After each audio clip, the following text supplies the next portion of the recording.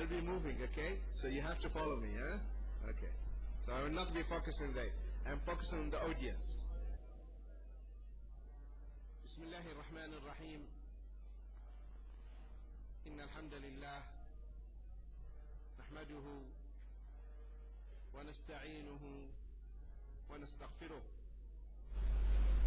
ونعوذ بالله من شرور أنفسنا ومن سيئات أعمالنا إنه من يهده الله فلا مضل له ومن يضلل فلا هادي له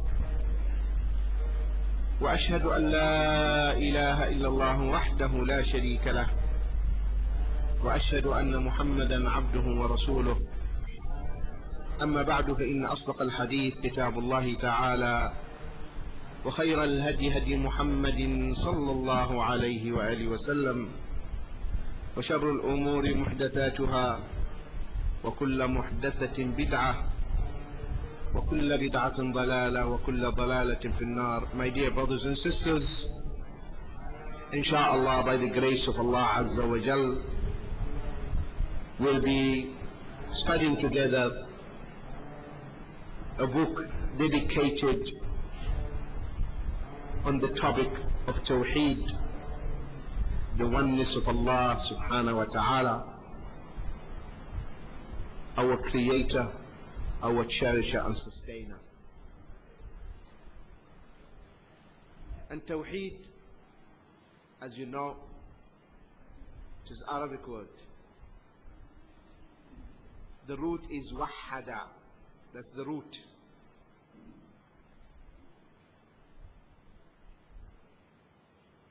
It is a verbal noun or infinitive, masdar.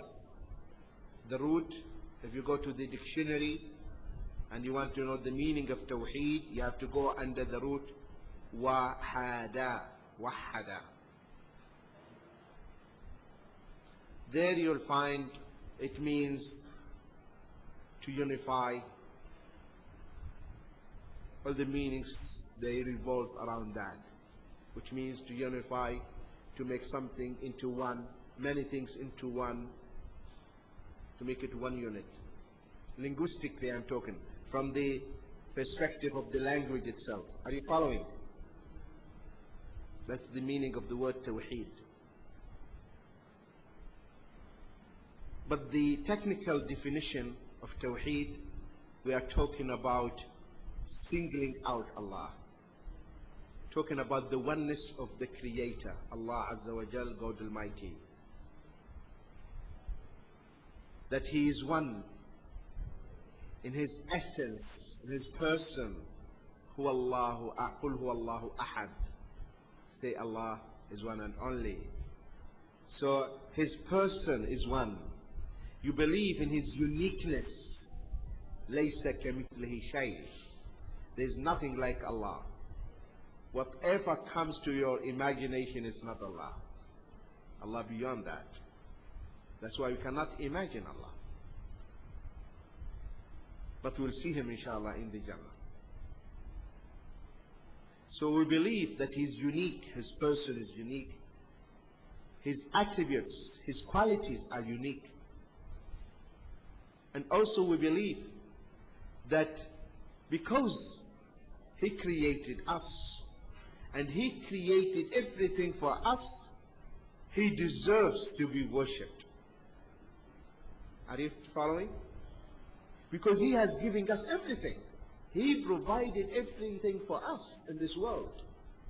If we look around us, we'll see the animals, we see the plants, we see non-living beings or inanimate. And subhanallah, all these things are made to serve us, human beings. True or not? These are subservient, made under our control.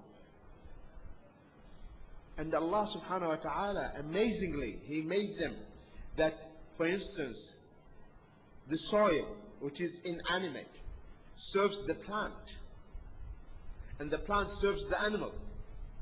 And the animal serves the human being. So if you see the pyramid, you are on the top. And all these things are serving you, though you didn't create them. So someone who created everything for you,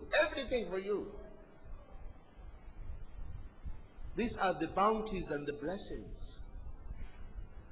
The one who cherishes us, brings us. From the moment you were just a drop of semen in your mother's womb. And He is taking care of you. And He is protecting you.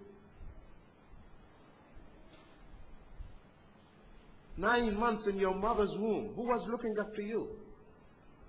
Allah, your Creator. When you came out from your mother's womb helpless, Allah made this woman, the mother, whom you can never reward, you can never pay the debt which you owe to her. You can never. Because you cannot imagine the sufferings that she went through. She takes care of you. When you were in her mother, in her womb, the only source for food for you was the umbilical cord. You know, the cord. And when you came out, the midwife immediately cut that cord, right? True? But Allah, instead of one source of food or provision, there are two waiting for you, the breasts. Are you following? Instead of one, now you have two. Two breasts. And Allah controls and conditions the milk for you. Winter you get it warm, summer you get it cold. Allah who takes care of you. Your mother breastfeeds you for 2 years. Then she weans you. Now no more breasts. When you are a child, only 2 breasts. That is 2 sources for your food. But now instead of 2, you have many. See, that's why He deserves to be worshipped. And He deserves to be loved. We have to love Him from the core of our hearts. Because He is our Creator. And who has provided everything for us. And He is not in need of us, but we are in need of Him. So we have to give Him His rights. We have to worship Him. Because that is what He created us for.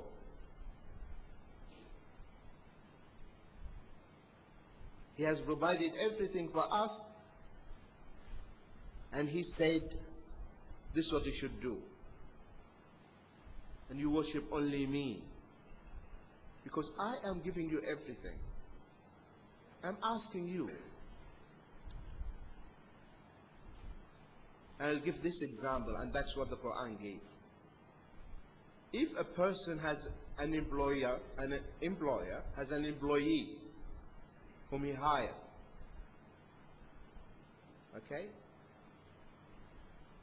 And the employee is working, but instead of giving the wages to his employer, he's giving it to somebody else. Is this fair? No. And no one will accept it. Because your employer is the one who's giving you and provided for you, and he's giving you salaries, and right? And yet you are giving what you earn to somebody else. That's not fair. Allah who has created you and has provided everything for you, He is the one who deserves to be thanked. He's the one who deserves to be, who deserves that you should express and manifest your gratitude to Him. Having said this, my dear brothers and sisters, are you following first of all? Is this clear to you, sisters? Okay. Now, having said this, this book talks about one aspect of the Tawheed, because the Tawheed has 3 main aspects, or 3 main ways or perspectives where you can look to it. The Tawheed, either it talks about Allah Himself, His person, His attributes,